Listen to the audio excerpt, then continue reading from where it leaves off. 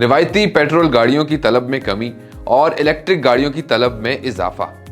पाकिस्तान में पेट्रोलियम मसनूआत की कीमतों में हालिया इजाफे जो अप्रैल 2026 में 366 रुपए फी लीटर तक पहुंच गई ने ऑटो सेक्टर में बड़ी तब्दीली को जन्म दिया है।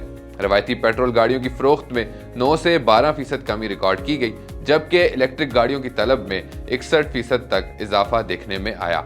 माहिरीन के मुताबिक जहां पेट्रोल गाड़ी का फी किलोमीटर खर्चा 40 रुपए से तजावुज कर चुका है, वहीं इलेक्ट्रिक गाड़ी का खर्चा सिर्फ 5 से 10 रुपए है, जिसके बायस सारिफीन महाना 30 से 60 हजार रुपए तक की बचत कर रहे हैं। इसी रुझान के तहत इलेक्ट्रिक बाइक्स की फरोख्त में हुकूमती सब्सिडी के बायस 200% इजाफा हुआ और राइड हेलिंग सर्विसेज के 30% से ज्यादा ड्राइवर्स अब इलेक्ट्रिक बाइक्स को तरजीह दे रहे हैं। माहिरीन के मुताबिक पाकिस्तान में गाड़ियों की मजमूई फरोख्त में 40% इजाफा हुआ है, जिसमें इलेक्ट्रिक और हाइब्रिड गाड़ियां नुमायां किरदार अदा कर रही हैं।